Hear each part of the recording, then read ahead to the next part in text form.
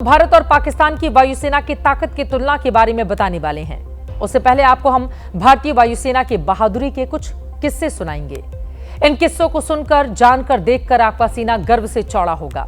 अपने वायुवीरों पर आप फख्र करेंगे। साल 1971 में जब पाकिस्तान से भारत का युद्ध हुआ, तब एयरफोर्स ने निर्णायक लड़ाई लड़ी थी। एयरफोर्स की बमबारी से दहलकर पाकिस्तान ने सरेंडर कर दिया था। बहादुरी की दूसरी कहानी साल 1999 की है। पाकिस्तान ने धोखे से करगिल में घुसपैठ की, लड़ाई हुई। उस लड़ाई में भी पाकिस्तान को धूल चटाने में इन वायु वीरों का अहम योगदान रहा। इसके बाद साल 2019 जब भारत ने पुलवामा के बदले के लिए पाकिस्तान में कार्रवाई की, तो वायु सैनिकों ने ही एयर स्ट्राइक कर आतंकी कैंपों को नेस्तनाबूद किया था। ये तीनों तस्वीरें हर हिंदुस्तानी को गर्व करने का मौका देती हैं। दुश्मनों को ये याद दिलाती हैं कि हिंदुस्तानी सैनिक जब अपने पर आ जाएंगे तो फिर बचाने वाला कोई नहीं मिलेगा। साल 1999 का करगिल युद्ध तो बहुत से दर्शकों के जेहन में अब भी जिंदा होगा, लेकिन 1971 की लड़ाई के बारे में बहुत कम लोगों को याद होगा। आज हम आपको 1971 में भारतीय वायु सैनिकों की वीरता के किस्से दिखाने और बताने वाले हैं। उस युद्ध में पाकिस्तान के लिए काल बना था भारत का रक्षक MiG-21 लड़ाकू विमान। आपकी टीवी स्क्रीन पर अभी उसी लड़ाकू विमान की यह तस्वीर है। भारतीय वायु सैनिकों ने पाकिस्तान के छक्के छुड़ा दिए। MiG-21 ने पूर्वी पाकिस्तान के सभी एयरबेस को तबाह कर दिया था।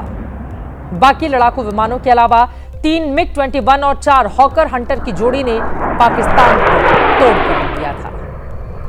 1971 की इन दो तस्वीरों में पाकिस्तान की टूट की पूरी कहानी दर्ज है। MiG-21 अपने समय में सबसे तेज गति से उड़ान भरने वाले पहले सुपरसोनिक लड़ाकू विमानों में से एक था। इसने पाकिस्तान के 13 लड़ाकू विमानों को मार गिराया था। दूसरी तस्वीर में हंटर एयरक्राफ्ट है, जिसने एक दिन में पाकिस्तान के 40 टैंक ध्वस्त करके वर्ल्ड रिकॉर्ड बनाया था। उस समय हंटर की हैसियत आज के तेजस की तरह ही थी। पाकिस्तान ने उस युद्ध के दौरान नाश्ता जैसलमेर, लंच जोधपुर और डिनर दिल्ली में करने का सपना पाल रखा था। लेकिन उस सपने का क्या हुआ? दिलचस्प किस्सा 14 सितंबर 1971 का है, जब MiG-21 ने ढाका के गवर्नर हाउस पर हमला किया और पाकिस्तान को सरेंडर करने पर मजबूर कर दिया था। उस एक्शन की कहानी ढाका के गवर्नर हाउस पर हमला करने वाले MiG-21 के पायलट रहे air vice marshal Bhupendra Bishnoi की जुबानी सुनिए। और स्टार्ट करने के बाद जैसे ही हम वहाँ से बाहर निकलने लगे, मैंने देखा कि एक अफसर दूर से दौड़ा मेरे हवाई जहाज की तरफ आ, उसके हाथ में एक कागज़ और वो ऐसे ऐसे हिला रहा और वो जोर से बोला, sir there is a change in target, not circuit house, governor's house. अब जब उसको मैंने नए सिरे से देखना शुरू किया तो मुझे एक जगह मिली, वो थी गवर्नमेंट हाउस। हम उसके थोड़ा सा पास में गए, वहाँ देखा तो वहाँ पे मिलिट्री ट्रांसपोर्ट भी थी। मैंने गुंबद को देखा और गुंबद के नीचे की छत पर निशाना जमाया और जैसे ही मैं 1 किलोमीटर की दूरी पे था, मैंने 16 रॉकेट दागे।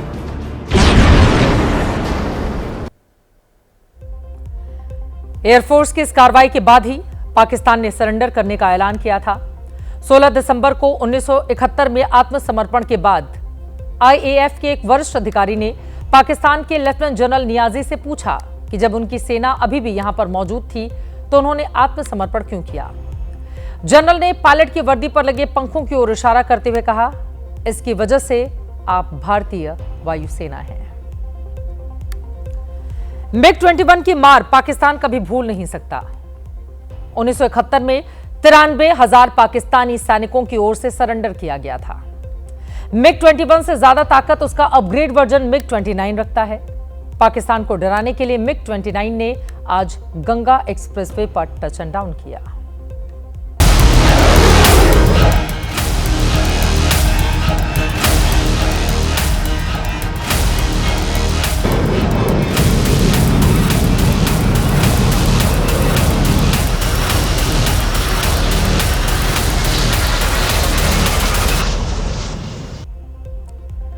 और अब बात कर लेते हैं साल 1999 की। उस साल कारगिल का युद्ध हुआ था।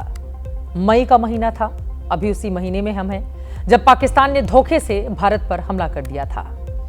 भारतीय सैनिकों ने पाकिस्तान को मुंहतोड़ जवाब देना शुरू किया। पहाड़ की चोटियों पर दोनों तरफ से टैंक के गोले गरज रहे थे। पाकिस्तानी फौज पूरी तैयारी के साथ आई थी। ऊंचे पहाड़ की चोटियों से पाकिस्तान हमले कर रहा था। भारत के सैनिक नीचे से उसे जवाब दे रहे थे। युद्ध लंबा होने लगा तो एयरफोर्स ने कमान संभाली। भारत सरकार के निर्देश पर 25 मई 2019 को एयरफोर्स ने ऑपरेशन सफेद सागर लॉन्च किया। MiG-29, MiG-23, MiG-27, MiG-29, 21, Miraj 2000 और जगुआर से मिसाइलें दागी गई थी। 2 महीने में 300 विमानों ने 6500 बार उड़ानें भरी थी। इजराइल से मिली लेजर गाइडेड मिसाइल और नाइट विजन डिवाइस से हमले कर दुश्मन को भागने पर हमने मजबूर किया। करगिल की लड़ाई 2 महीने से ज्यादा वक्त तक चली। वायु सैनिकों ने जब मोर्चा संभाला तब जाकर दुर्गम और ऊंची पहाड़ियों पर दुश्मन की लोकेशन का पता चल पाया। लगातार बमबारी करके एयरफोर्स ने दुश्मन के बंकर नष्ट कर दिए थे।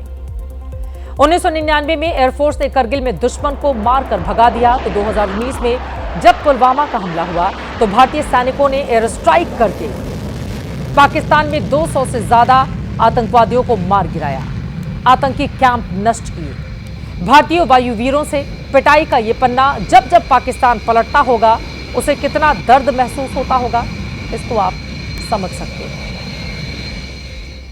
करगिल की लड़ाई में भारतीय वायुसेना का 5वां पांडव यानी कि जगुआर 46 साल का हो चुका है जगुआर, लेकिन आज भी पाकिस्तान को दहलाने का दम रखता है और अगले युद्ध के लिए भी पूरी तरह से तैयार है।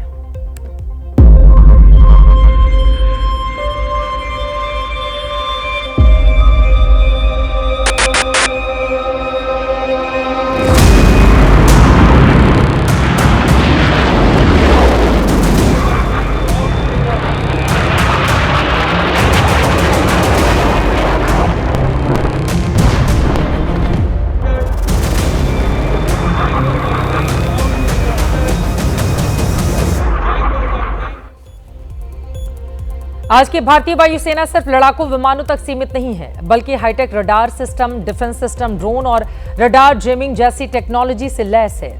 भारत पाकिस्तान की एयरफोर्स की अब तुलना कर ले, वैसे तो पाकिस्तान कहीं टिकता है नहीं, लेकिन फिर भी भारत के पास 2229 विमान हैं, पाकिस्तान के पास 1399।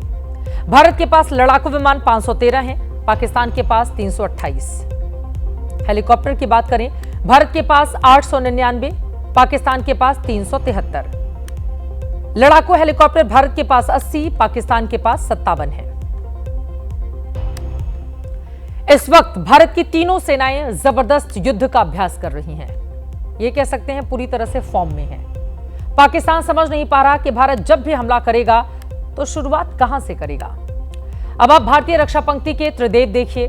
वायुसेना का रफाल, जिसकी रफ्तार और मारक क्षमता का पाकिस्तान के पास कोई तोड़ ही नहीं है।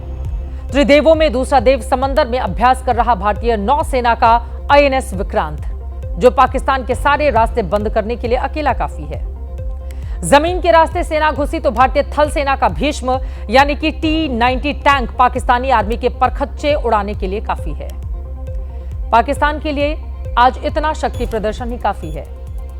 ऐसा ना हो कि आसिम मुनीर और हाफिज सईद सदमे से ही ढेर हो जाए। देश का मूड है कि हमारी सेना के कराची, लाहौर पहुंचने तक ये जिंदा रहें।